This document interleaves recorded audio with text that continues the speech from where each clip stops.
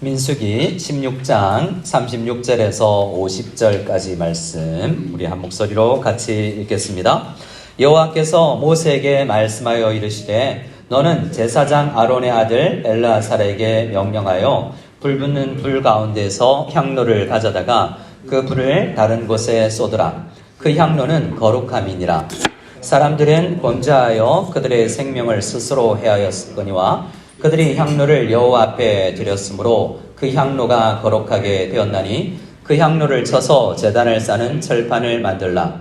이스라엘 자손에게 표가 되리라 하신지라.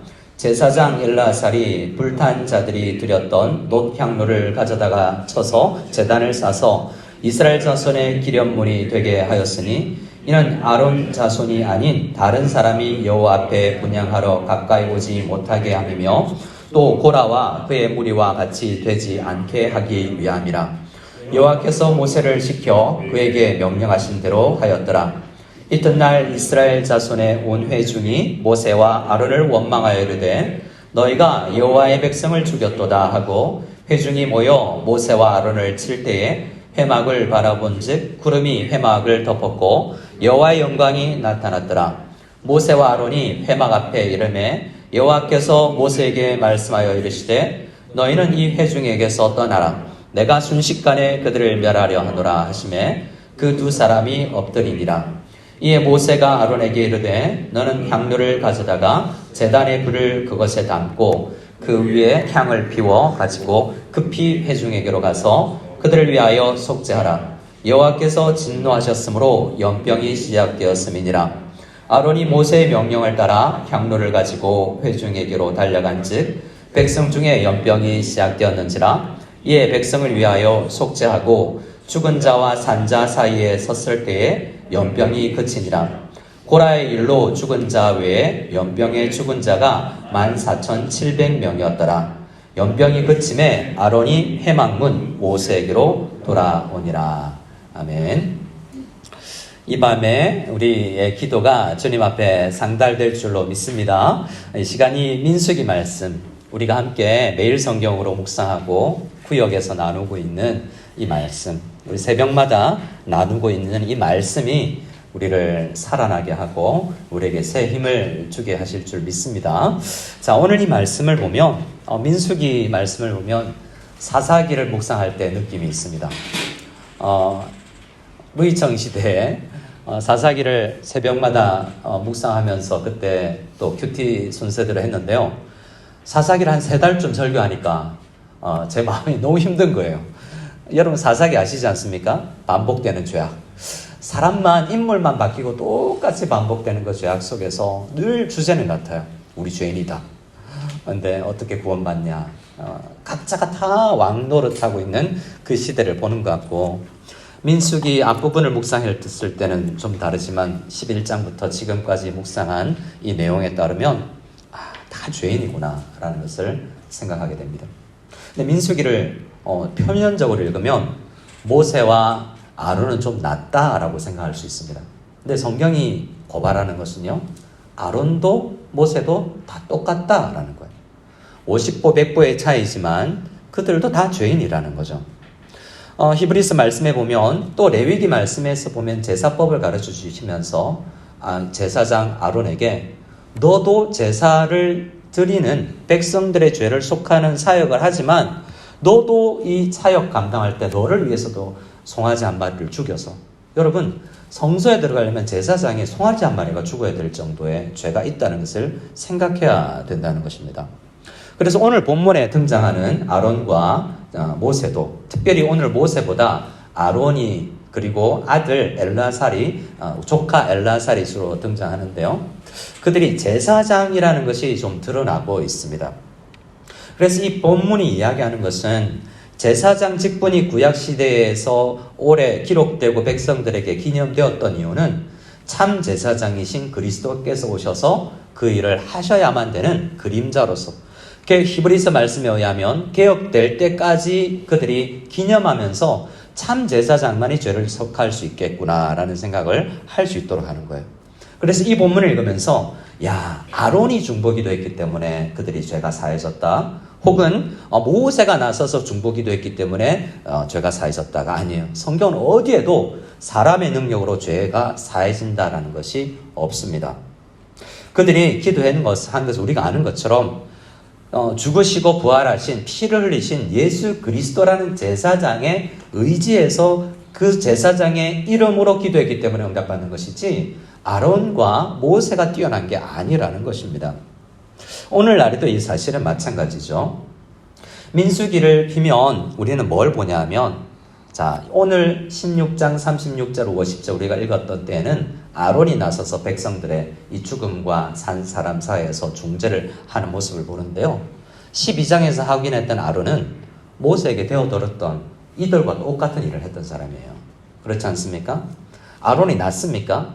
지금 고라 자손의 영향을 받아서 모세를 대항했던 그 일을 지금 이 일을 하고 있는 아론과 미디안 형제자매들도 똑같이 범했던 일이에요. 그러니까 아론도 똑같이 죄인이라는 거죠. 그럼 모세는 좀 나았겠습니까?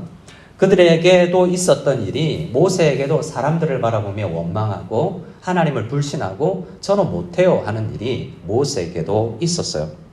그럼 다른 게 뭔가를 생각해 볼 때 이제 점점 이걸 하나님이 어떤 분인지를 아직 십자가를 모르지만 구속과 제사가 뭐라는지를 깨달아가고 내가 이 일을 위해서 부르심을 받았구나 알아가는 것이 의미가 있는 일이죠. 이제 이 본문에서는 모세와 아론이 같이 우리의 부르심이 어디에 있는지를 이제 깨닫고 그 주님을 우리의 죄를 속하시는 그 하나님, 용서하시는 하나님을 우리가 의지하면서 기도하고 있음을 발견하게 됩니다.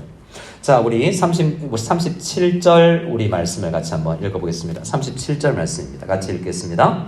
너는 제사장 아론의 아들 엘르아살에게 명령하여 불 붙는 불 가운데서 향로를 가져다가 그 불을 다른 곳에 쏟으라. 그 향로는 거룩함이니라. 오늘 37절에서 두 번 반복되는 단어가 있는데요. 향로입니다. 향로는 향을 태워서 냄새와 연기가 나게 만드는 도구거든요. 이제 움직이는 거죠.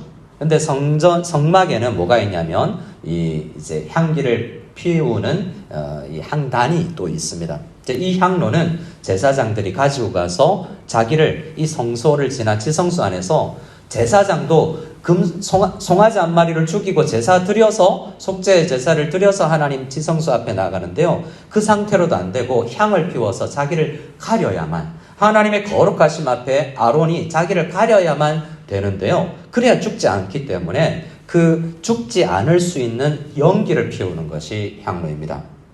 그런데 잘 보면요. 민수기 16장에 가장 많이 등장하는 단어가 향로예요. 그래서 민수기를 읽으면서 이 향로가 뭘 의미하지라는 것을 생각해야만 합니다. 지금 제사장 아론이 제사장 엘르아살에게 이 일을 마치는데요. 이 앞에 250개의 향로가 있었어요. 모세와 아론도 향로를 가지고 있었습니다. 각기 향로를 가지고 지금 성막 앞에 와서 하나님 앞에 이제 심판을 받는데요. 250개 들고 있던 향로, 그 노소로 많은 향로 들고 있었던 사람들이 다 죽었어요. 삼키움을 당하고 이들은 불에 태워져서 죽임을 당했다라는 것이 35절 오늘 보면 바로 앞에 있거든요. 여호와께서로부터 불이 나와서 분향하는 향기를 향로를 가지고 향을 넣어서 불로 태우면서 분향하고 있던 250명이 불에 불탔어요. 그래서 오늘 본문 안에는 불과 불의 이미지, 향기를 내우고 이 연기를 피우는 향로가 굉장히 중요하고 이 의미를 알아야 된다라고 이야기를 하는 것입니다. 그래서 이 말씀은 엘르아살이 해야 되는 건 뭐냐면 250명이 불타 죽었어요. 사람은 죽었는데요. 그 뭐는 남았습니까? 불에 걸린 놋향로가 남았죠. 그 250개를 다 모아서 다시 펴서 이 제단을 싸는 철판으로 만들어서 이미지가 앞으로 많은 사람들이 예배드리려 나올 때마다 저거 무엇을 상징하는지를 떠올리게끔 만들었다고 이야기합니다. 38절에는 이스라엘 자손에게 표가 되리라 라고 이야기하고요. 40절 말씀에서는 이스라엘 자손의 기념물이 되게 하라는 겁니다. 그러니까 이 강대상 앞에 놋으로 이렇게 감싸놨는데 그걸 볼 때마다 저 놋 있지. 그 전에 그 반역 때 불타 죽은 향로 들고 있었던 250명이 들고 있던 그 향로로 만든 거야. 진짜 향로가 뭐냐면 우리 그리스도밖에 없어 라는 것을 떠올리게 만드는 상징물과 표가 되도록 했다라는 것입니다. 여러분, 그런데요, 이 백성들이 그 의미를 알지 못하고 41절에 보면 이튿날 바로 불타 죽은 다음 날 백성들이 다 다시 모여서 모세와 아론을 원망합니다. 너희가 죽였지? 라고 이야기하는 거예요. 모세 보고 아론 보고 너희가 우리 형제 죽였지? 라고 또 원망해요. 그런데요, 오늘 말씀을 통해서 실상이 드러나는 것은 모세와 아론은 백성을 죽이는 사람이 아니라 백성을 살리는 사람이었어요. 특별히 오늘 아론이 모세의 명령을 따라서 향로에다가 하나님의 제단에 불을 담고 향을 피워서 앞으로 죽게 되는 백성들 앞에 사이에서 이미 죽은 사람과 죽게 될 사람들 사이에서 섰을 때 그들이 살아났잖아요. 처음 사람들은 너희들 사람 죽이는 사람들이지. 내 영혼과 내 몸을 죽일 거지. 나도 죽이려느냐라고 되어들었는데요. 실제로 그렇게 원망하는 사람들을 살리는데 쓰임받았던 사람들이 모세와 아론이에요. 그러니까 얼마나 우리는 사람을 오해할 수 있는지를 살펴보게 되는 거죠. 자, 그러면 그 모세와 아론이 살렸는가? 그렇지 않아요? 그러면 이것이 향로를 파는 가게가 있는 것이 아니지만 이때 들고 갔던 아론이 들고 가서 백성들 사이에 섰던 그 향로와 250명이 샀던 향로가 같은 제품이에요. 뭐가 다르죠? 향은 달랐을까요? 불에 나서 향기 냄새가 달랐을까요? 뭐가 달라서 어떤 사람들은 250개나 들고 있어도 죽었고 어떤 향은 한 사람이 들고 왔는데 살았냐라는 거죠. 그것은 향의 재료와 향료를 만든 재료가 달라서가 아니에요. 어떤 믿음이 있느냐의 문제인데요. 그것을 이렇게 이야기합니다. 백성들이 이렇게 자기들을 죽이려고 하고 되어들려고 할 때에 치려고 할 때 하나님께서 앞에 두 사람이 무릎 꿇는데요. 45절에 먼저 하나님의 말씀입니다. 하나님 말씀을 같이 읽어보겠습니다. 45절입니다. 시작. 너희는 이 회중에게서 떠나라. 내가 순식간에 그들을 멸하려 하노라 하시매 그 두 사람이 엎드리니라. 오늘 우리 민수기 말씀에서 16장 21절에서도 먼저 하나님께서 모세에게 그들을 순식간에 멸한다고 해요. 그럼 하나님 앞에 모세와 아론과 고라와 다단과 100% 모든 사람이 죄인이기 때문에 순식간에 죽어도 돼요. 그들이 이때 죄가 좀 크다 하더라도 죄인이 아닌 게 아니에요. 그런데 아담도 마찬가지였어요. 그 선악을 알게 하는 나무의 실과를 따먹는 순간 죽어도 아무 말 못해요. 근데 하나님께서 순식간에 그들을 죽이지 아니하고 오랜 기간 동안 살려주신 것이 은혜죠. 하나님은 순식간에 죽여버리리라 라고 말씀했는데 하나님의 원래의 뜻을 아는 모세와 아론은 엎드립니다. 하나님, 이거 어떤 뜻이죠? 우리 어떻게 해야 되죠? 라고 할 때 하나님께서 어떤 마음을 주시지 않았는데 모세가 46절에 깨달은 것 같습니다. 아론에게 아론 형님이라 부르지 않았겠죠. 제사장 직분인 아론에게 향로를 가져다가 지금까지의 불 말고 제단의 불을 그것에 다시 담고 그리고 향을 피워서 가면 된다라는 거죠. 그전과 다른 것이 있다면 제단의 불을 그것에 담는 것이었습니다. 여러분, 레위기 10장에 가면 이 단에서 제단의 불을 담으면서 아론이 어떤 마음을, 그전에도 그랬겠지만 어떤 마음을 가졌을까를 한번 생각해 보는데요. 레위기 10장에 이 아론, 오늘 백성을 살리는 아론의 두 아들이 있었는데요. 우리가 다 아는 것처럼 그들의 이름은 나답과 아비후였습니다. 그들이 이 향불을 잘못 피우다가 죽었어요. 자기 아들이. 그래서 아론은 이게 뭐지? 향단과 향로와 이 불이 가지는 의미가 뭐지? 왜 다른 불 가졌다고 해서 죽을 수밖에 없지? 라는 생각을 품고 있었던 사람이에요. 그리고 레위기 16장에 가면 아론에게 두 아들이 죽은 아들에게 다시 한번 모세에게 아론에게 주님께서 말씀하십니다. 향로를 피워서 너를 가려야 된다 라고 다시 이야기해요. 속죄일에 대해서 이야기하면서 아론이 그 일들 뼈아픔에 자기 아들이 죽으면서까지도 깨달았던 게 뭐냐면 내가 죄인인데 내가 대언자가 중보자가 될 수 없구나 라는 것과 저 소가 죽어서 되지 않는구나 라는 것을 깨닫고 하나님의 의미하는 것이 뭐지? 지금 하나님은 분노하시는 것 같지만 이 분노를 삭힐 수 있는 게 내 열심, 어떤 향로, 향기, 불, 송아지 이런 게 아니구나. 진노하시는 하나님의 진노를 가라앉히는 것이 이런 제사라면 이방 종교가 똑같은 거예요.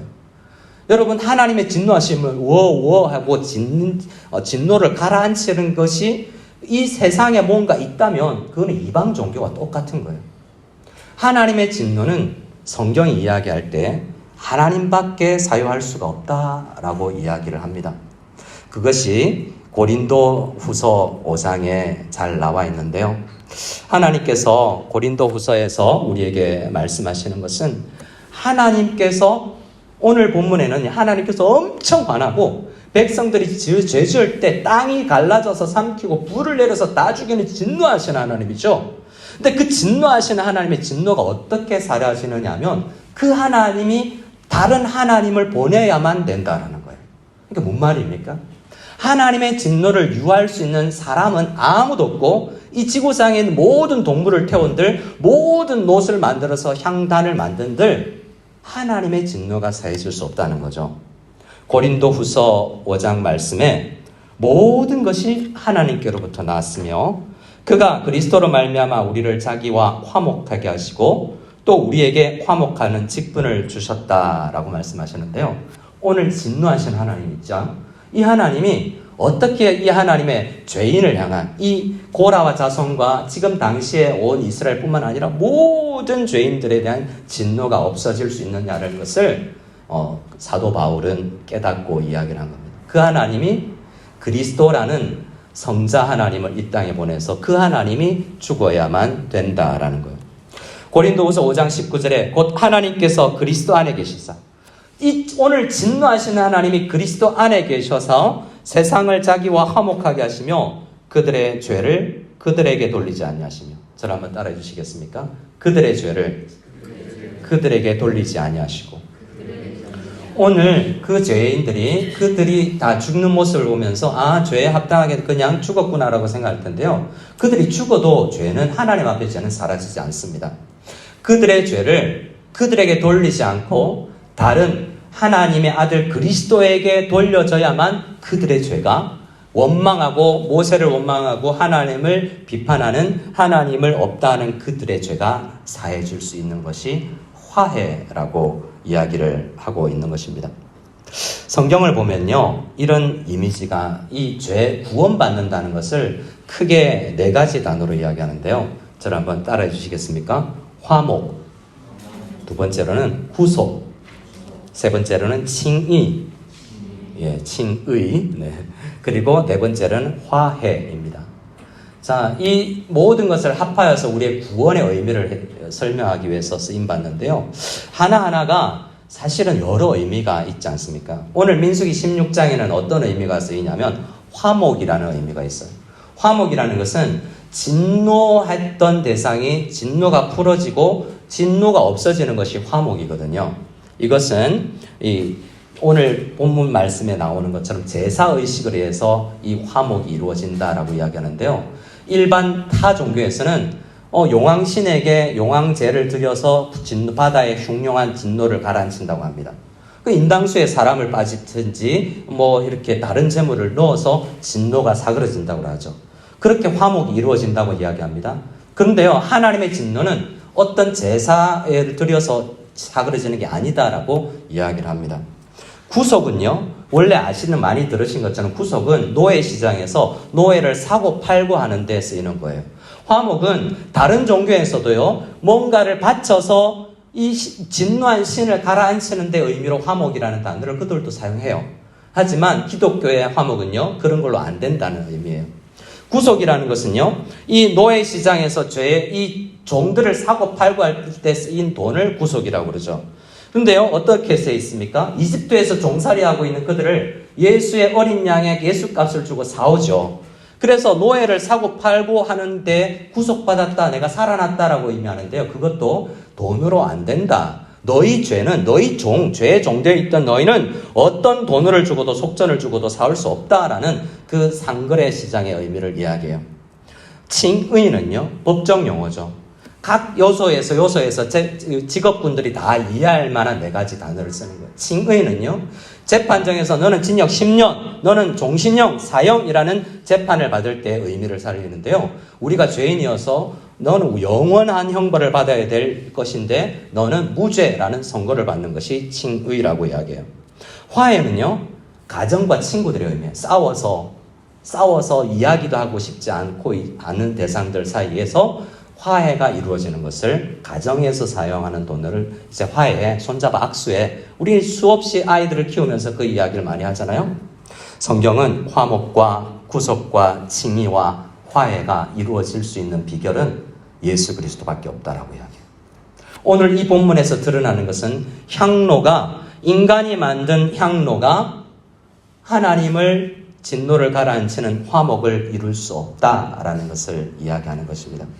그래서 이것을 깨달았던 사람들이 이제 하나님 앞에 우리 능력은 안 되는데요. 하나님, 아론이 있었을 때 하나님 날 좀 봐주세요가 아니고요. 하나님, 우리 힘으로는 안 되는 저 250명이라는 깨끗하게 산다고 주장하는 의로운 제사장들이 서도 안 되는 이 문제, 우리가 하나님 앞에 이렇게 화목을 누리는 이 일은 누군가가 하나님께서 보내시는 그 하나님의 비중을 가진 그분이 오셔서 피를 흘려야만 가능한 것이군요.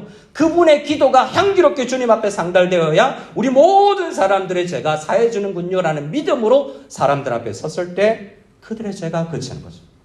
아론이 특별나서가 아니라는 것입니다. 그런데요, 사도 바울은 우리에게 다른 것을 이야기합니다. 우리도 베드로 이때에 이 이야기를 동일하게 비슷한 이야기를 하는 사람이 베드로인데요. 베드로도 뭘 경험했냐면 아론과 모세가 경험했던 똑같은 그 경험한 사람이에요. 나도 죄인인데 죄인을 중보자처럼 만들어 가시는 하나님을 경험한 사람이 베드로예요. 베드로도 내 힘으로 뭔가를 한다고 칼 들고 설쳤던 사람인데요. 내 힘으로 안 되는구나 하는 걸 깨닫고 베드로가, 여러분 알고 보니까요, 우리는 다 예수 그리스도의 중보에 의해서 제사장에 의해서 구원받은 사람인데요. 구원받은 사람들은 이제 구원을 할 수 있는 제사장은 될 수 없지만 여러분 다 우리가 왕같은 제사장으로 부름을 받았습니다라고 이야기를 해요. 그래서 사도 바울도 이렇게 이야기합니다. 참된 유일한 제사장 예수 그리스도의 화목하게 하심, 구속하심, 그리고 칭의해 주심, 그런 사역을 통해서 우리가 구원받았으면 구원받은 우리는 이제 다시 서서 화평하게 화목하게 하는 사람이 되어야 된다라고 이야기를 하는 것입니다. 그래서 민수기 17장에서 우리는 화목하게 구원받고 화목하게 하는 직분을 감당하는 모세와 아론을 보는 것입니다. 사도 바울은 동일한 것을 이렇게 이야기합니다.